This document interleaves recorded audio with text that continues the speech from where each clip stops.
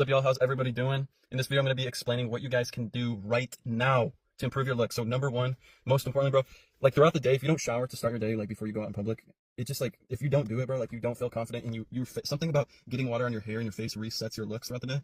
And what I do every day is I get in the shower, I hop out, and then I shave every day, or I try to shave any day, like every other day as much as possible, because you really want to keep a really clear, clean face, bro. You really shouldn't be growing out hair, bro, until you're like freaking, I don't know, like 25, 26. I know, like honestly, if you like when you're young, bro, just keep a young face. Shave as much as you can. But yeah, you moisturize your face and then moisturize your eyebrows and everything, and just have really good hygiene is like really important to maximize your looks right now.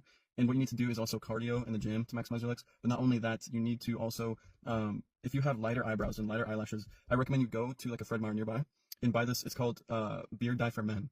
And what you want to do, you can I don't know if I can really recommend this, but I mean, I do it personally, but you gotta be really careful because I take a Q-tip and I put a little bit on my eyelashes and it turns them black. If you can see right here, it just gives you that coloring. And if you can, I mean, obviously you can see my eyebrows are a bit of a different color, but I use the color jet black. I try to get them as black as possible, but if you have lighter eyebrows, then definitely use that, because when you have dark eyebrows, bro, instantly, like, women love that. They literally always talk about men with like a prominent like brow, like, is extremely attractive. That's like their favorite feature, I guess, is what I've heard. But make sure you do that if you have light eyebrows and eyelashes. It just gives you that contrast. And then another thing you need to do is you need to go out and get sun, bro. So I recommend you buy this product. It's called Maui, or Maui Babe tanning lotion. You want to just lather up, oil up, bro. Oil up, go out in the sun. If you're really white, I would say like start out with like 20 minutes front, 20 minutes back, 20 minutes front, 20 minutes back. But if you're like used to the sun, you got a tan going, then you can do longer, like 40 minutes. But you need to go outside, bro. If you have a yard, get out there, check the weather every day, look at those UVs anytime you got free time. A tan is extremely important. So you want to be clean shaved, you want dark eyebrows, you want a tan, you want all these things, you want, clear skin. If you guys, I really hope you guys are implementing my other videos. Make sure you guys are also updating me with photos too, because I want to see how you guys are doing, how things are changing, bro. It's so damn hot in my car, I'm freaking sweating up in here. But yeah, and another thing, you can sauna, bro. So if you sauna and cold shower after, bro, like, sheesh, I'm telling you, bro, like, you will feel so amazing after. Like, you just feel good, your face is de-bloated like crazy. Also, I recommend getting electrolytes from stores that have a lot of potassium, because what potassium does is it basically releases any kind of fluid in your skin, any buildup water. It basically pushes it out and flushes it, so you have a very, your face is more lean, and another thing you can do is, and then last thing, you need to make sure you got a good haircut, bro. Like, if you don't have good hair, like, that is so important. It's insane. Like, it's actually so important. It plays the biggest role in your look. So you need to figure out your face shape, look up some videos on that. I can talk more about that in another video, but all right, lock in, guys. Thank you. I love you, boys. Please text me. I want to help you guys every day. Hey y'all, welcome to chapter 2. I'm explaining in this episode how I actually changed my eyes.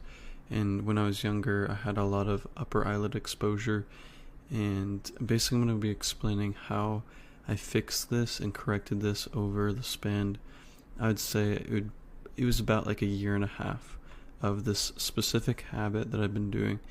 So it's called UUDD. That wasn't a fire, by the way. That was my foot on my leather chair. Okay. So basically what this exercise is, it's called UUDD, and I'm sure you guys have heard this from Baby Strictly before. I'm not sure if you have, but I didn't know he recently came out and gave this a name, and this wasn't a thing before. UUDD was not a thing before, but it was something I always did in my videos. I would go like this, and I'd look up, and I would squint for my video like this, and I'd be like squinting and holding this. But it started becoming a habit, and I tried, and I was thinking, maybe if I do this long enough, maybe if I keep holding this position, my eyes will change over time. But it's actually really interesting, because I decided to dive into this research recently, and I actually found studies, and I put together a piece of paper basically explaining the actual science. So I'm going to try to get into that right now. But before I jump into that, I want to explain how I do this and what you guys can do to achieve this, which is by lifting your eyebrows, looking up, dropping your eyebrows, and looking forward. And what this does is it tucks your eyelid up and behind your actual front orbital muscle right here.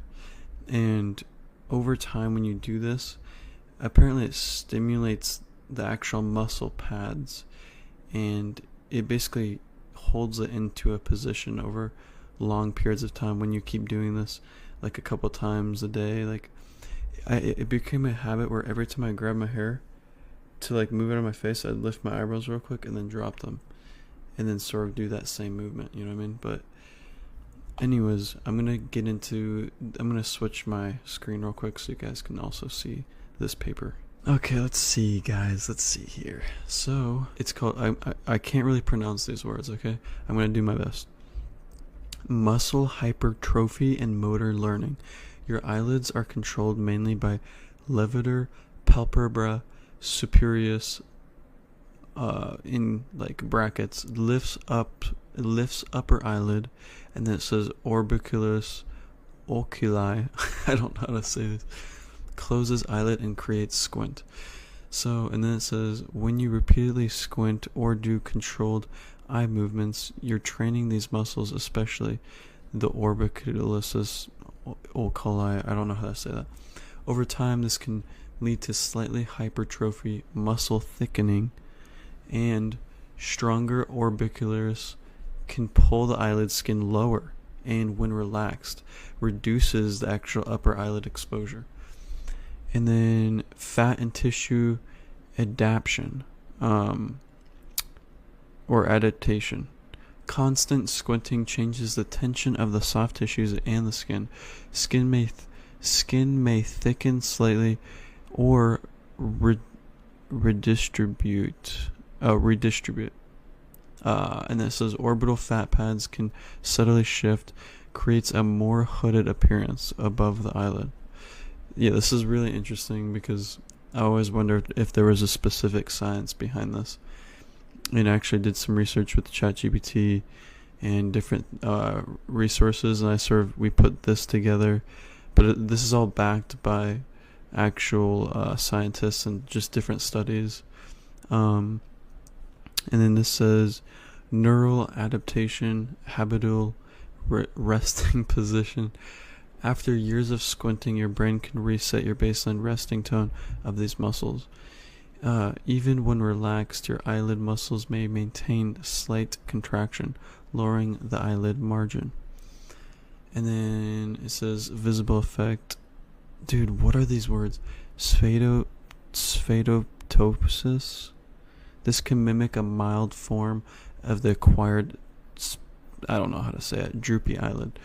Not true nerve damage, but a habitual muscular adaptation. Makes the upper eyelid crease look less exposed.